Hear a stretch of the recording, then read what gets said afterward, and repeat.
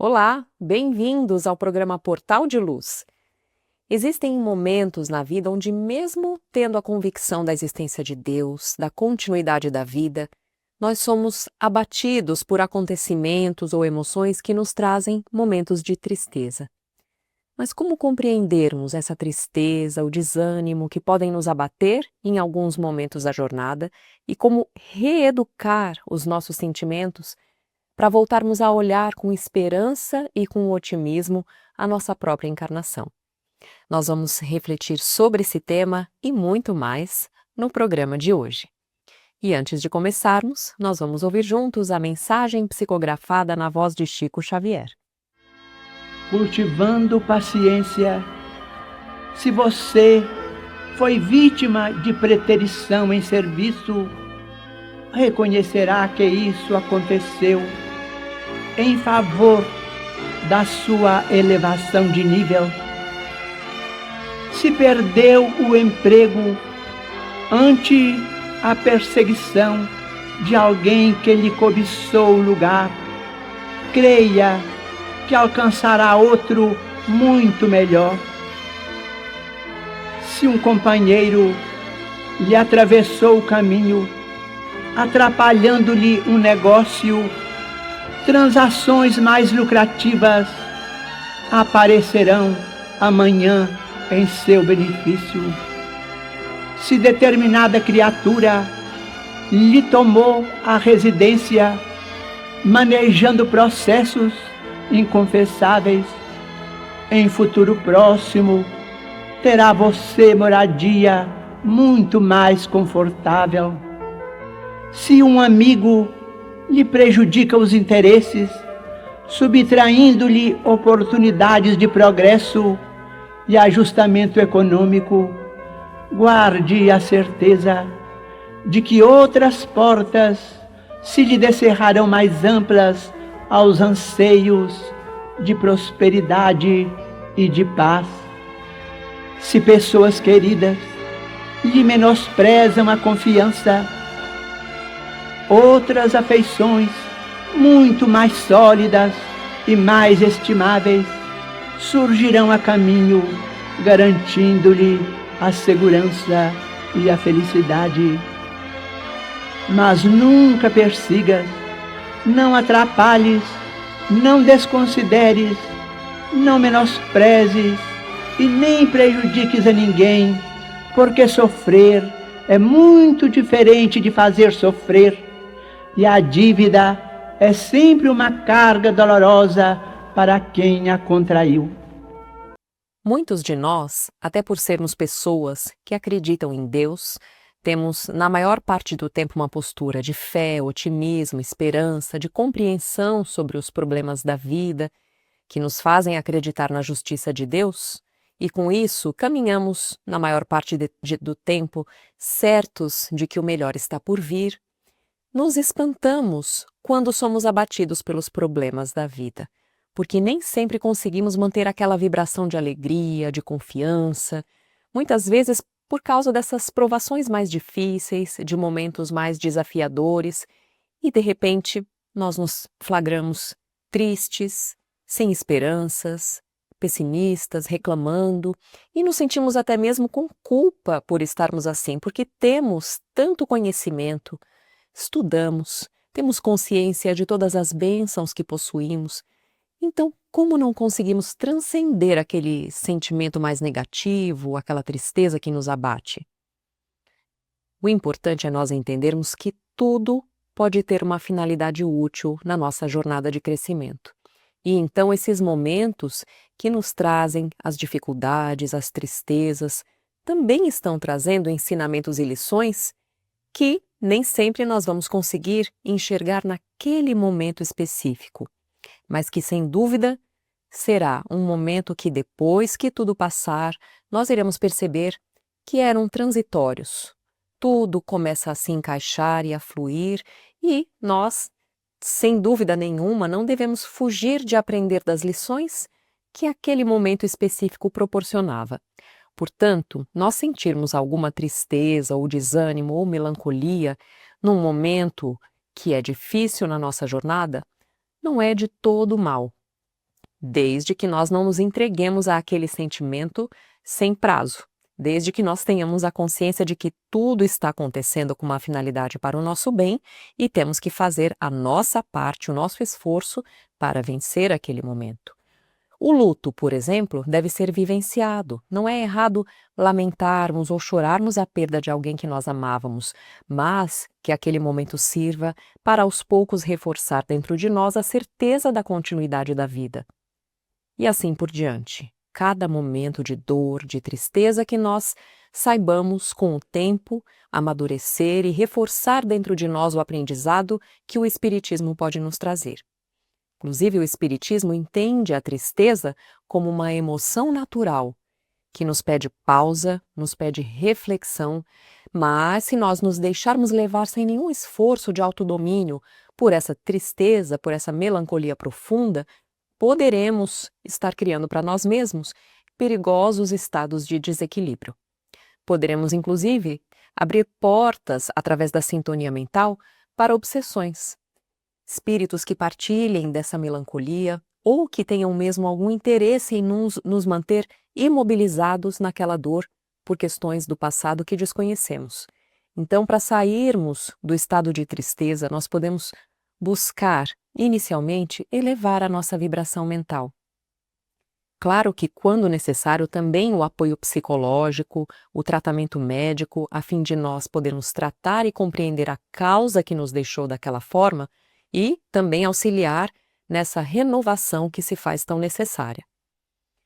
Muitas das nossas dores pessoais podem cessar, ou ao menos ficarem mais brandas e ganharem um significado mais profundo, quando nós não lembramos apenas das dores nossas, mas das dos outros, e principalmente quando nós conseguimos sair do nosso ambiente para ajudar com ações concretas outras pessoas que estão sofrendo.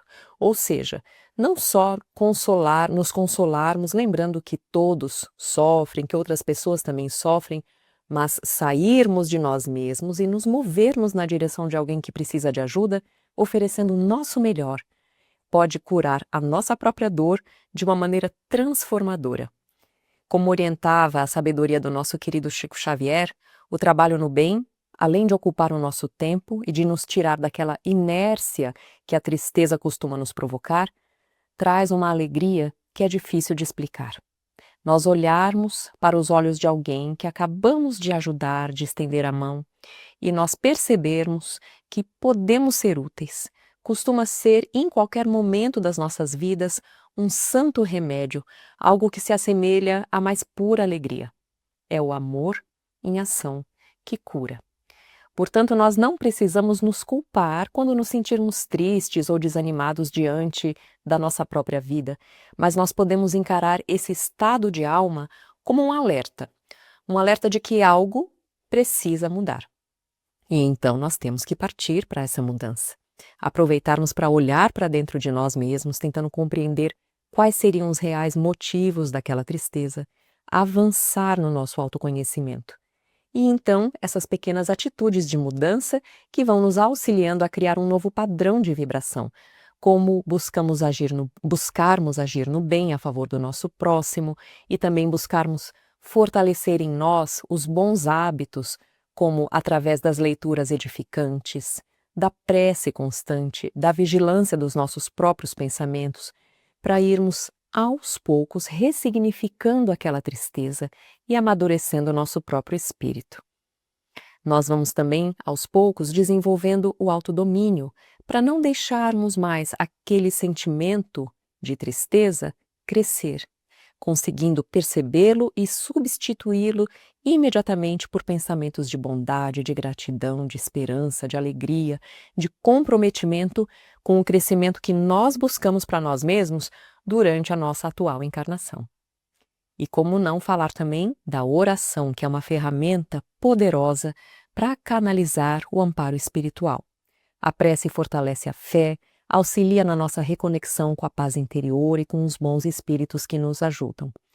Os 2 últimos capítulos do Evangelho segundo o Espiritismo, além de explicarem detalhadamente a eficácia de uma prece, como podemos compreender a força dos nossos pensamentos, das nossas orações, ainda trazem um compilado de preces para as mais variadas situações, tanto dirigidas a nós mesmos, como a outras pessoas, pessoas que amamos ou até mesmo pessoas que temos determinada dificuldade de relacionamento. Portanto, essa talvez seja a dica mais valiosa e fundamental, nós orarmos constantemente para vencermos os maus momentos e também para agradecermos aos momentos de alegria que virão, para buscarmos nos reequilibrar diante dos momentos desafiadores, buscando compreender o porquê daquela situação e ganhar força, ou mesmo para nos sentirmos conectados nos momentos felizes, nos momentos de harmonia que nós temos ao longo da vida. Portanto, a prece é para todos os momentos da nossa jornada. É importante nós lembrarmos que todos nós somos amparados pela espiritualidade, embora não tenhamos total consciência disso. Portanto, se buscarmos elevar o nosso pensamento ao longo do dia, buscando forças, buscando orientação, estaremos fazendo a nossa parte para que essa conexão aconteça. E se, pelo contrário, nós passarmos a intensificar esse desequilíbrio com pensamentos cada vez mais tristes, melancólicos ou de revolta, nós estaremos negando a nós mesmos esse valioso auxílio que Deus concede a todos os seus filhos. Quem já teve a oportunidade de ler os livros da coleção André Luiz pode perceber com muito mais detalhes que até os nossos irmãos mais empedernidos no mal, que se encontram em completa ilusão, quando se arrependem, quando pedem alguma ajuda para que possam receber uma luz, uma orientação, imediatamente eles percebem a presença dos benfeitores que já estavam do seu lado, aguardando que ele abrisse as portas do próprio coração. Portanto, vamos nós abrir as portas do nosso coração, lembrando que Deus rege todo o universo com leis imutáveis e amorosas e que nunca estamos sós. Vamos fazer a nossa parte.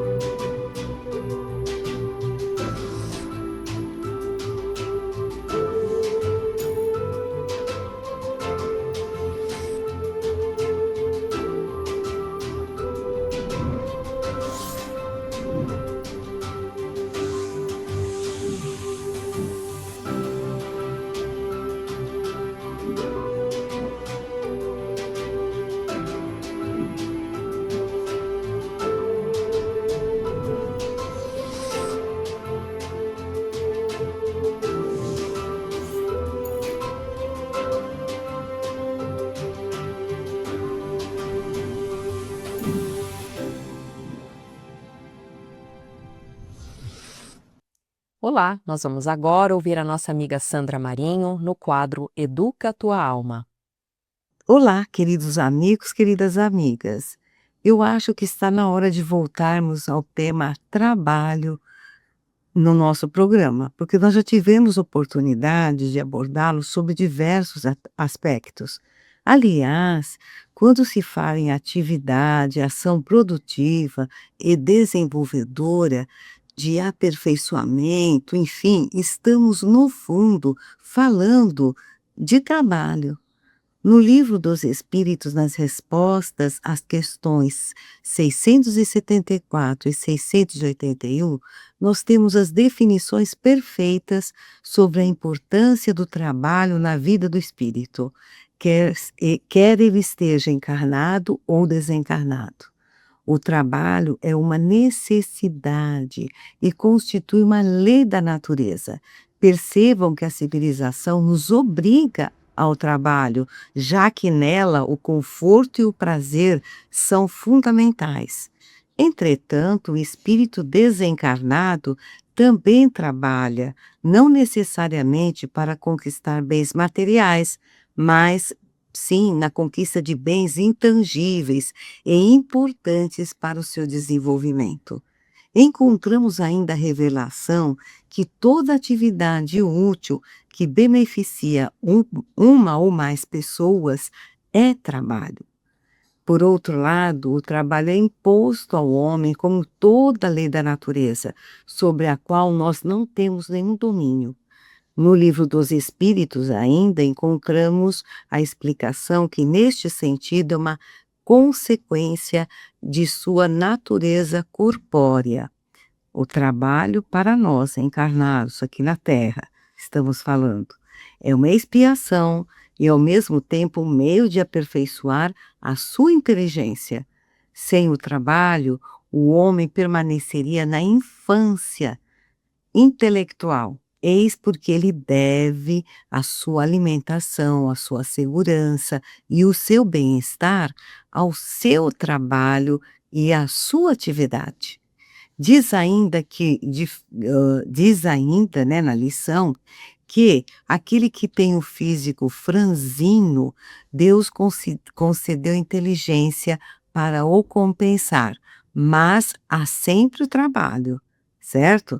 A princípio dá a impressão que só o homem, né, está sujeito à lei do trabalho, considerando que a natureza provê por si mesma todas as necessidades dos animais, mas não é bem assim. Kardec nos traz a resposta na questão 677, ao explicar que tudo trabalha na natureza. Os animais trabalham, mas o seu trabalho, como a sua inteligência, é limitada aos cuidados de conservação. Eis porque entre eles o trabalho não conduz ao progresso, enquanto entre os homens tem um duplo objetivo: a conservação do corpo e o desenvolvimento do pensamento, que é também uma necessidade e que o eleva acima de si mesmo. Já o trabalho dos animais é limitado aos cuidados de sua conservação, ou seja, ao fim a que eles se propõem trabalhando. Mas enquanto, sem o saberem, eles entregam inteiramente, eles se entregam, né, os animais, mesmo que não saibam, eles se entregam inteiramente a prover as suas necessidades materiais. E fazendo isso, eles colaboram, né, eles provêm, do verbo prover, né, eh as suas necessidades, mas eles são agentes que também colaboram nos desígnios do Criador, porque o seu trabalho não concorre menos para o objetivo final da natureza, embora muitas vezes não possais ver o resultado imediato. Então, todos estão coordenados nessa lei de Deus, nessa lei natural da criação, cada qual com seu papel, e cada qual é importantíssimo nessa construção geral. E será que a natureza do trabalho é igual em qualquer um dos mundos, seja físico, material, como a Terra, ou imaterial? No mesmo livro, nós encontramos a resposta de que a natureza do trabalho é relativa à natureza das suas necessidades. Quanto menos for as necessidades materiais, menos materializado é o trabalho. No entanto, não pensemos que nos mundos dos espíritos o homem permanece inativo e inútil. A ociosidade seria um suplício, ao invés de ser um benefício ao espírito que já conseguiu um grau de elevação importante. Uma outra questão é se o trabalho é proporcional às necessidades do homem, podemos aferir que o homem que possui bens suficientes para assegurar a sua subsistência está liberto da lei do trabalho? Então, aquele que já tem o suficiente, ele está livre, não precisa trabalhar? Mas isso não é verdade, pois está desobrigado do trabalho material, mas não da obrigação de se tornar útil na proporção dos seus meios de aperfeiçoar a sua inteligência ou a dos outros, né? O que também é um trabalho. Nenhum aspecto que diz respeito ao trabalho ficou fora da lição de Kardec. E assim, na pergunta 680, nós aprendemos que nos casos em que o homem esteja impedido de trabalhar, ressalta-se a justiça de Deus, que só condena aquele cuja existência for voluntariamente inútil e não por conta de uma deficiência física, de uma deficiência intelectual, certo? Porque aquele que vive voluntariamente inútil, né, vive na dependência do trabalho alheio. Ele quer que cada um se torne útil na proporção das suas faculdades.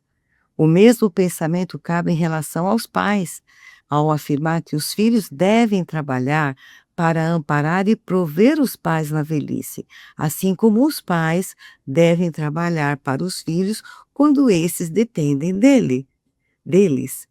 Bom, sobre a necessidade do trabalho e sua importância para o espírito humano, eu destaco uma frase do livro Sinal Verde, de André Luiz.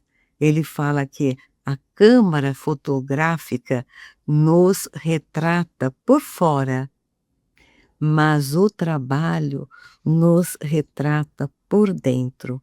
Vejam como é importante o trabalho, porque o trabalho ele mobiliza potenciais internos nossos e se reflete na nossa aura, na nossa energia, porque trabalho é energia, o trabalho é combustão para a nossa produção de energia, podemos falar assim. Pensemos nisto e até o próximo encontro. E agora nós vamos ouvir o nosso amigo Maida com o Momento Doutrinário. Olá, amigas e amigos, como sempre, é uma alegria imensa estarmos juntos em mais um Momento Doutrinário. Hoje convidamos a todos para refletirmos sobre os ensinamentos de Caibar Schutel, patrono do Grupo Espírita Caibar Schutel, que estão no livro A Vida no Outro Mundo, onde no capítulo 9 explica-nos sobre o perispírito e suas propriedades funcionais, dizendo: o perispírito é o órgão por excelência da alma. Ele vem resolver todas as dificuldades aparentes, explicando perfeitamente a vida. Só por ele a memória pode ter explicação razoável, assim como todo o movimento de agregação e desagregação, de fluxo e refluxo da matéria de que é constituído o corpo carnal, com a sua organização e reorganização de tecidos. O perispírito é o conservador da forma e do equilíbrio vital. É ele que mantém a tonalidade do organismo, além das propriedades psíquicas que lhes são peculiares. Além de tudo, o perispírito não está em ação unicamente quando unido ao corpo carnal. Mantém-se pronto a funcionar logo que se desembaraça do corpo físico. Esta afirmação nada tem de estranha quando consideramos a vida do feto no seio materno, onde é dotado de todos os órgãos, sem que, entretanto, se utilize da maioria deles. Inativos durante a vida pré-natal, os órgãos só começam a funcionar no momento do nascimento do ser, e sua ação só se estabiliza com o desenvolvimento completo do indivíduo. Parece que a luta pela existência é que proporciona o funcionamento dos órgãos inativos, mas existentes no seio materno. Primeiro, são os órgãos vocais, depois os visuais.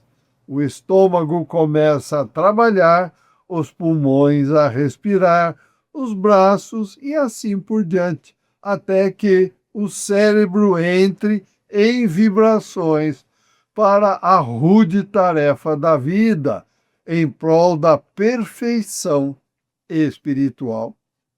Uma comparação bem lembrada relativa ao problema filosófico e biológico aplicável ao perispírito é a metamorfose da lagarta. Allan Kardec já se havia utilizado dessa imagem, não pode ser tomada ao pé da letra para dar uma ideia do espírito revestido do seu invólucro corporal na vida terrestre e do seu invólucro psíquico na vida futura. A lagarta encerrada na crisálida e depois renascida como borboleta, senhora dos ares. Essa analogia nos faz lembrar a descrição que o inglês australiano Sr. J. Brown fez do que viu sua filha por ocasião da morte de um filho. Ao lado do leito do moribundo, ela descrevia a seu pai a separação entre a alma e o corpo, pouco mais ou menos como descreveu Jackson Davis. Sem o espírito revestido do respectivo invólucro que adquire propriedades funcionais à medida que os seres passam gradativamente do animal inferior ao homem, o transformismo não passa de concepção abstrata, ao passo que, com a ideia do perispírito, tudo se concilia melhor e melhor se esclarece, pondo nos devidos termos a explicação materialista da hereditariedade, influência do meio e etc. E Caibar Schutel recomenda que seja visto o que diz Gabriel Delane sobre a evolução anímica e o espiritismo ante a ciência.